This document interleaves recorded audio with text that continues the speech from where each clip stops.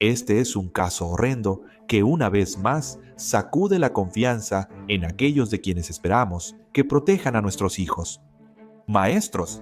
Sandy Carrazas Pinés, una maestra de biología, manipuló y explotó sexualmente a un estudiante de 16 años con necesidades especiales a través de mensajes de texto, videollamadas y reuniones secretas fuera del campus. Ahora el sistema de justicia finalmente la alcanzó. Y esta depredadora se irá por mucho, mucho tiempo. Desglosaremos los detalles impactantes y su impacto en la víctima, la escuela y la ley, analizándolo todo con un ex fiscal penal. Bienvenidos a Sidebar presentado por Law and Crime. Yo soy Jesse Weber. Es muy difícil imaginar lo perturbador de este caso, donde una maestra de Nueva York, encargada de estudiantes vulnerables, está acusada de explotar sexualmente a un alumno de 16 años en una escuela para necesidades especiales. Estamos hablando de Sandy Carrazas Pinés y sus acciones, según los fiscales, fueron calculadas, manipuladoras y profundamente depredadoras. Te advierto desde ahora para que te prepares para lo que viene. Esta maestra de 36 años está acusada de aprovecharse de un adolescente con problemas de salud mental, convencerlo de que tenían una relación romántica, organizar encuentros sexuales e incluso obligarlo a realizar actos sexuales transmitidos en vivo, todo mientras mantenía su fachada de educadora de confianza. Esta es la historia presentada por los fiscales. Por cierto, Carrazas Pinés es casada y madre de 3 hijos, ¿de acuerdo? Ahora, después de años de manipulación y abuso, esta exmaestra finalmente está enfrentando las consecuencias. Este caso se remonta a enero de 2022, cuando Sandy Carrazas Pinés era maestra de biología en la escuela Biondi. Es una escuela de Jonker para estudiantes con necesidades especiales. Está administrada por la organización sin fines de lucro Rising Ground. Entre enero de 2022 y marzo de 2023, ella tuvo en su clase a un joven de 16 años que se volvió el objetivo de su manipulación y abuso. Y según la acusación federal, sí, presentada con cargos federales alrededor de noviembre de 2022, Carrazas Pinés comenzó a señalar al estudiante para darle atención personal. Ella intercambió mensajes de texto frecuentes con él y eso escaló a contenido y conducta sexual. Déjame decirte, eso es consistente con lo que hablamos en Sidebar. Y uno de esos mensajes de texto, que fue revisado por el New York Post, decía: sé que para mí no va a ser fácil. Voy a extrañar tus besos, abrazos y todo. Ese mensaje de texto, por cierto, supuestamente hacía referencia a una conversación que ambos tuvieron sobre si debían terminar su relación. El gobierno afirmó que Carrazas Pinés usó su teléfono personal para contactar, enviar mensajes, hacer videollamadas, organizar encuentros sexuales y persuadir al adolescente a participar en actos sexuales explícitos en transmisiones en vivo. Los fiscales dijeron que ella llamaba a estos encuentros regalos, mostrando el abuso sexual como un retorcido obsequio. Pero el abuso no se limitó a interacciones digitales, ya que, según los fiscales, mientras estaban en la escuela, Carrazas Pinés tocó al estudiante de manera inapropiada y lo convenció de tocarla sobre su ropa. Ella incluso instruyó al estudiante para conseguir permisos de salida diaria y poder verlo fuera de la escuela. Se le acusa de transportarlo en auto a lugares como Bronx, Yonkers y Staten Island, donde hubo encuentros sexuales. E incluso cuando el estudiante aparentemente intentó terminar esta relación, la acusación dice que ella lo obligó a continuar amenazándolo con quitarle privilegios escolares. Ella ocultó el abuso hasta febrero de 2023, cuando funcionarios la vieron fuera del campus con el adolescente y notaron contacto cercano en clase. Fue despedida de su puesto en la escuela, pero les diré que el despido no la detuvo. La acusación describe que Carrazas Pinés siguió en contacto con el estudiante, enviando mensajes desde otro número y pidiéndole borrar los anteriores. La arrestaron meses después de ser despedida, en julio de 2023. Pero te voy a decir, sus problemas legales no terminaron cuando la arrestaron. Vamos a hablar de eso, pero primero, ayúdame a desglosar todo esto. Quiero invitar a un invitado especial. Quiero invitar a Dan Shore, ex fiscal penal. También dirige una firma que investiga conducta sexual inapropiada en escuelas e instituciones educativas. Y también es autor, es autor. Por cierto, Dan tiene un libro que siempre resulta relevante cuando lo invitamos y coincide con lo que hablamos. Dan, cuéntanos rápido sobre tu libro. Mi última novela, Barra Libre, salió el mes pasado y aborda acusaciones de mala conducta sexual en una escuela basadas en mis investigaciones. Y es similar a este tipo de conductas de las que estás hablando. Trato de mostrar los aspectos del mundo real en un entorno ficticio. ¿Puedo decir lo que me dijiste antes de que saliéramos al aire? Dijiste, ¿quedan maestros? Porque cada vez que te tenemos aquí, es como si otro educador fuera acusado de este comportamiento horrible. Aunque esto coincide con lo que hablamos, ¿este caso se siente distinto? ¿Cómo lo comparas con otros que has manejado? Correcto. El que sea un estudiante con necesidades especiales en una escuela especializada resalta la vulnerabilidad de la víctima y el abuso de poder del maestro. Y creo que muchos de estos casos involucran a personas en una posición de poder, en una posición de confianza, que abusan de ese poder y esa confianza para aprovecharse de alguien. Aquí es más grave porque involucra a alguien de una escuela para necesidades especiales y sigue ocurriendo, no es un caso aislado. Así que hay muchos factores aquí que lo hacen aún más indignante al enterarse. Si te hablo de tocamientos inapropiados o si te hablo de mensajes sexualmente explícitos, eso es muy claro. Sin embargo, cuando ves el inicio de esta relación o ciertos aspectos de esto como se expone en la acusación, es difícil saber cuándo se cruza ese límite ético o legal entre un maestro y un estudiante, o es relativamente simple, es relativamente claro. Quiero decir, ¿cuáles son esos límites éticos o legales? Intercambiar mensajes de texto en cualquier momento es un problema. ¿Eso excede lo apropiado? ¿Qué observas en las señales de alerta?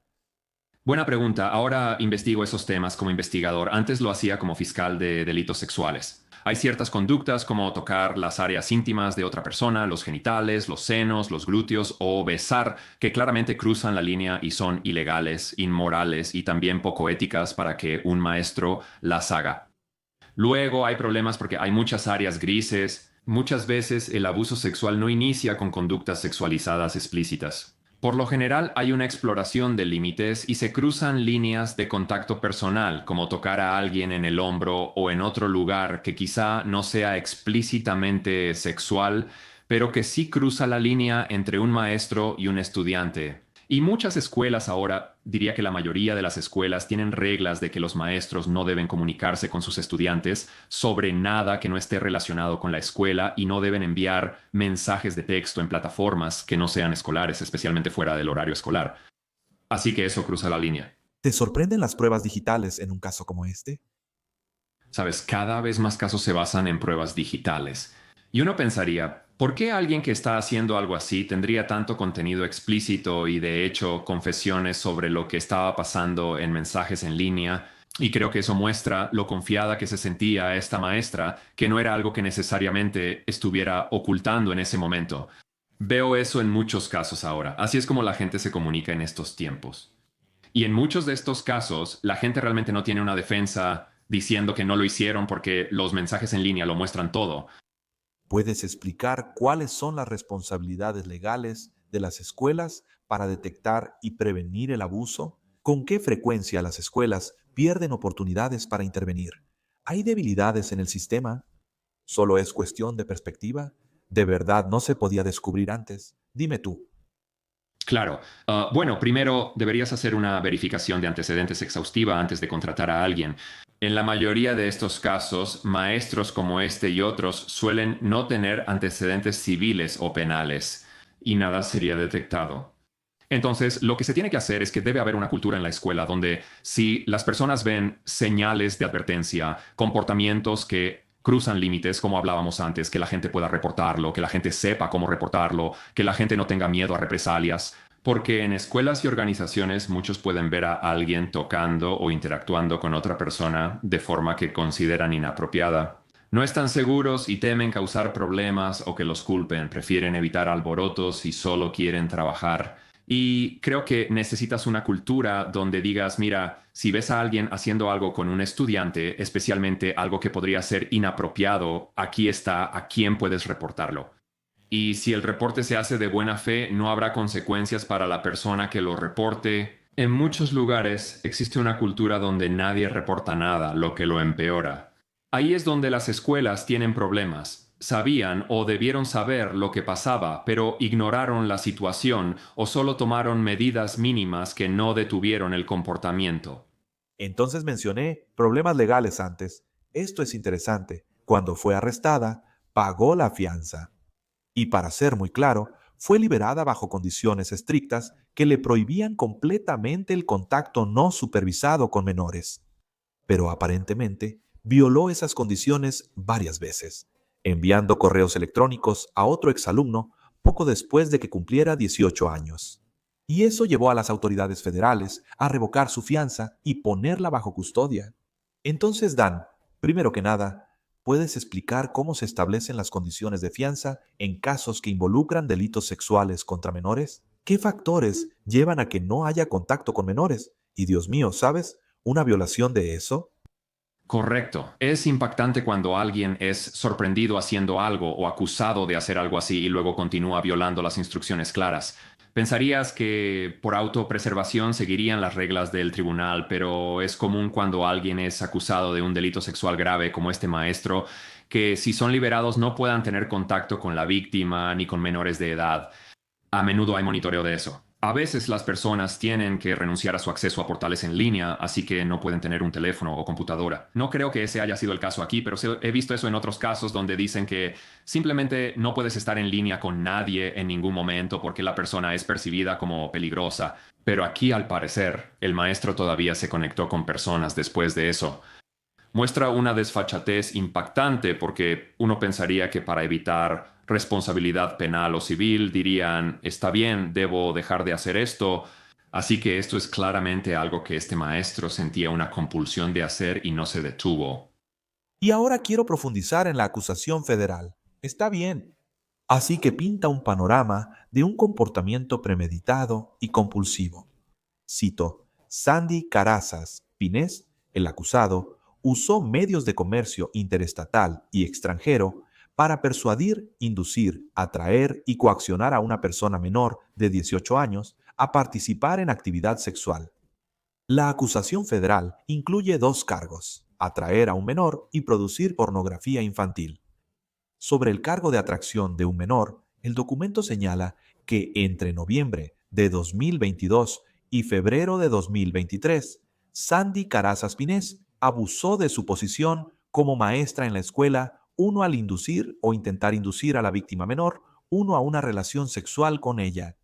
Más adelante se menciona que ella usó su celular personal para llamar, enviar mensajes y hacer videollamadas al celular de la víctima menor 1, manteniendo la relación, organizando encuentros sexuales y repetidamente induciendo a la víctima a participar y transmitir en vivo conductas sexualmente explícitas durante las videollamadas con Carazas Pinés.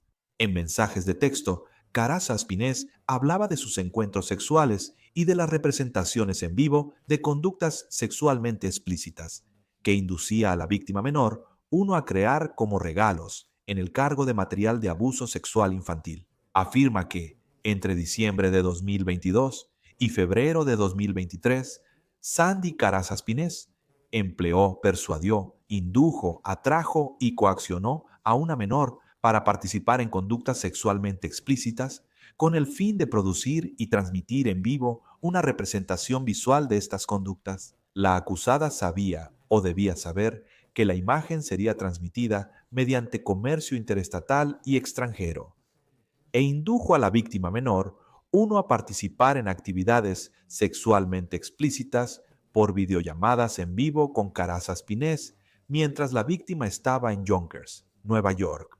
Entonces, Dan, ¿por qué es tan importante que se le presenten cargos federales? No siempre ocurre así.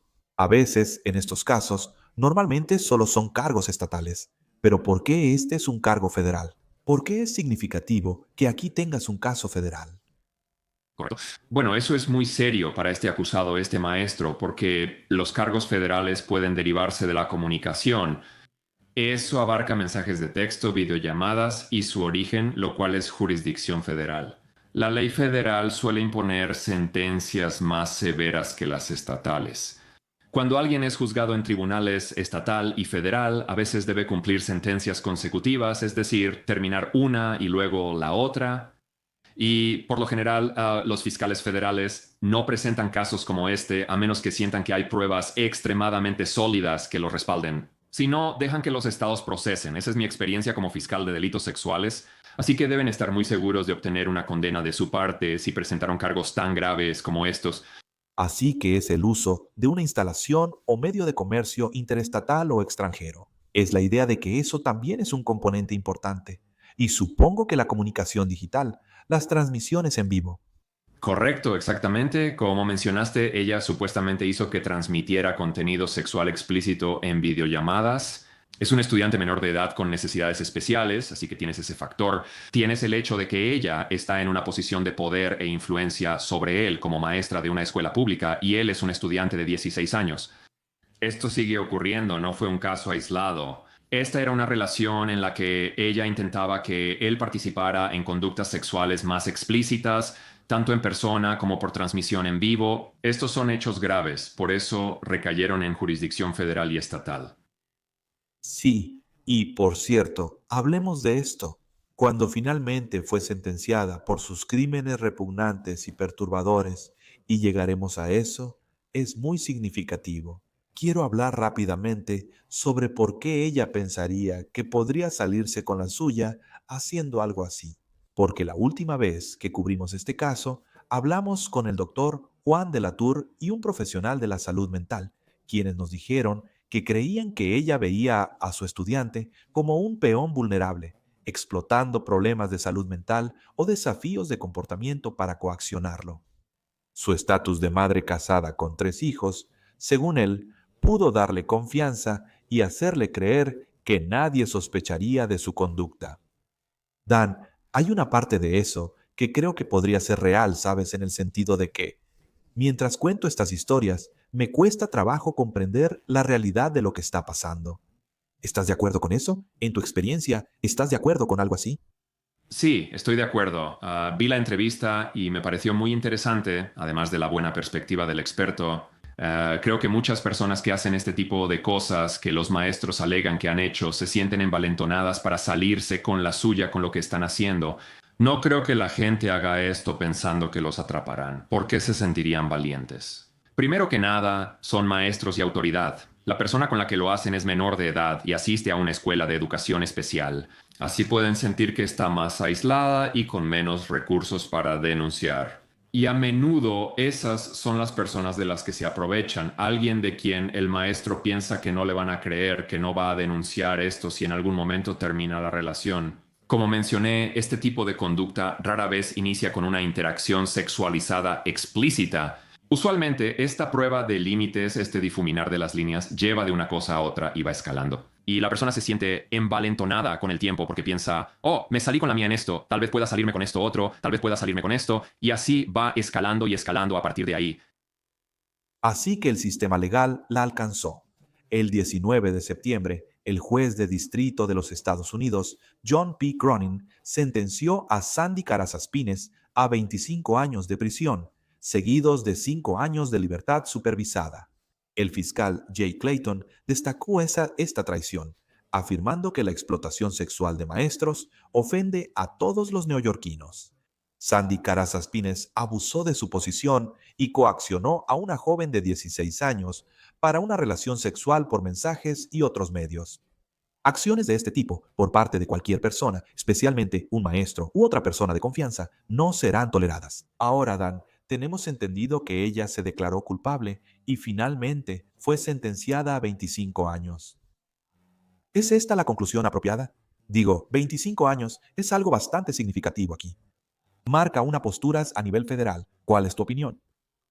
Correcto, así que creo que ella enfrentaba incluso más tiempo, potencialmente cadena perpetua, así que 25 años es menos que eso, pero estamos hablando de una parte fundamental de la vida de una persona. Ella tiene 36 años, así que saldría libre a los 61 si cumple toda la condena. Esas son las mejores etapas de la vida, así que renunciar a ellas es una condena muy significativa. Creo que es la condena correcta considerando el daño que se le hizo a este niño, la naturaleza continua de los hechos, y el hecho de que era un estudiante menor de edad. Ella tenía un puesto de confianza en una escuela de educación especial. Es una condena apropiada y muy significativa. Y evitar el juicio, declararse culpable, evitar el juicio. Obviamente, como dijiste, podría haber habido una ventaja para la acusada por lo que podría haber enfrentado, pero no tienes que someter a un jurado a esto. Siempre digo que en estos casos no debes someter a un jurado, incluso tener el víctima testificar ni nada por el estilo. Sí, exacto. Muchas veces la fiscalía e incluso la defensa no quieren que la víctima pase por eso. Y también para esta maestra, si sienten que la maestra y su equipo de defensa o su abogado defensor sienten que no van a lograr una absolución, que hay tantas pruebas, que hay todas estas pruebas en línea y otras pruebas que van a ser condenados, entonces, ¿por qué pasar por un juicio para el propio acusado? Podrían evitar eso y recibir una sentencia menor si ese es su mejor escenario. Dan Shore, un gusto verte. Gracias por tu tiempo, como siempre. Gracias, Jesse, un gusto hablar contigo. Eso es todo por ahora en Sidebar. Gracias por acompañarnos. Como siempre, suscríbanse en YouTube, Apple Podcast, Spotify o donde escuchen podcast. Pueden seguirme en X o en Instagram. Soy Jesse Weber. Nos vemos la próxima vez.